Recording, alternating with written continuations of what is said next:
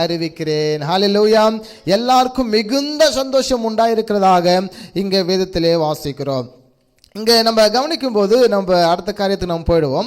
Emmanuel அப்படின்னு நம்ம Bible ஒரு வார்த்தை படிப்போம். இம்மானுவேல் அப்படின்னு சொல்லி மத்தேயு 1:23 வசனத்தில் இந்த வசனத்தை நம்ம வாசிக்கலாம் நினைக்கிறேன். நிறைய வசனம் இருக்கு, நம்ம வசனத்தை படிப்போம்.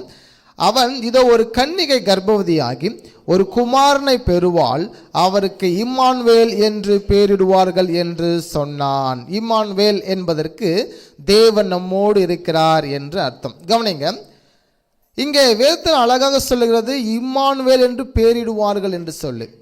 இயேசு கிறிஸ்துக்கு இம்மானுவேல் என்று பெயரிடும்படி தேவதூதர் சொல்லுகிறார்கள். ஆனால் ஏன் இம்மானுவேல் என்று இயேசுவை யாரும் வேதத்தில் அழைக்கவில்லை?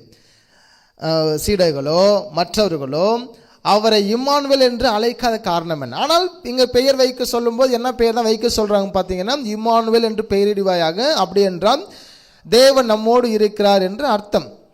ஆனால் இம்மானுவேல் என்று பெயரிடும்படி தேவதூதர் சொன்ன பிற்பாடு அவர்கள் அந்த பெயரை இட்டார்களா? அப்படி அந்த பெயரை இட்டிருப்பாங்களானால் மற்றவர்கள் ஏன் இயேசு கிறிஸ்துவை யாரும் இம்மானுவேல் என்று பெயரை அழைக்கவில்லை? அப்படி என்றால் இந்த இம்மானுவேல் என்ற பெயர் யாருக்காக கொடுக்கப்பட்டிருக்கு, எதற்காக கொடுக்கப்பட்டிருக்கு அப்படின்னு நம்ம பார்க்கோம். அப்படின்னா இதனுடைய விளக்கம் இங்கே அழகாக இருக்கு. இம்மானுவேல் இரண்டாக பிரிக்க. இம்மானு என்றால் நம்மோடு, ஏல் என்றால் காட், கடவுள், தேவன். அப்போ இம்மானுவேல் என்றால் தேவன் நம்மோடு என்று அர்த்தம். இந்த வார்த்தை ஒரு தனிப்பட்ட நபருக்காக கொடுக்கப்பட்ட வார்த்தை, பப்ளிக்கா இல்லை. இந்த பெயரை வைக்கும்படி தேவதூதர் மரியாதையில் பேசுகிறார். ஆனால் இந்த பெயர் யாரும் அழைக்கவில்லை. பின்காலத்தில் எங்கள் வேதத்தில் வாசித்து பார்த்தீங்கன்னா இம்மானுவேல் என்று இயேசுவை யாரும் அழைக்கவில்லை. அப்போ எதற்காக இந்த பெயர் வைக்கப்பட்டிருக்கிறது?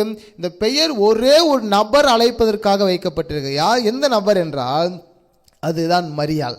மரியாள் என்ற அந்த கன்னிகை, அந்த ஸ்திரீ, அவள் அழைப்பதற்கு அவளுக்காக ஒரு பெயர் கொடுக்கப்பட்டது. அதான் இம்மானுவேல், தேவன் நம்மோடு என்று அர்த்தம். ஆமென். ஒரு கன்னிகை கர்ப்பவதி ஆவது என்பது உலக அதிசயம்.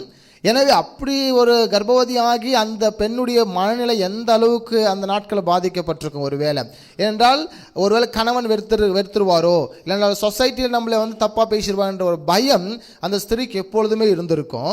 அதனால தான் அந்த மரியாளை பலப்படுத்துவதற்கு ஆண்டவர் அங்கே அவளுக்கு ஒரு வார்த்தை கொடுக்கிறார், தேவன் நம்மோடு, தேவன் உன்னோடு கூட இருக்கிறார். அதனால தான் மரியாளுக்கு அந்த வார்த்தையை அங்கே ஆண்டவர் அதன் வழியாக, தேவதூதர் வழியாக சொல்லுகிறார். இம்மானுவேல் என்று ஒரு தனிப்பட்ட ஸ்திரீக்காக மாத்திரம்தான் அந்த வார்த்தையை அங்கே தேவதூதர்கள்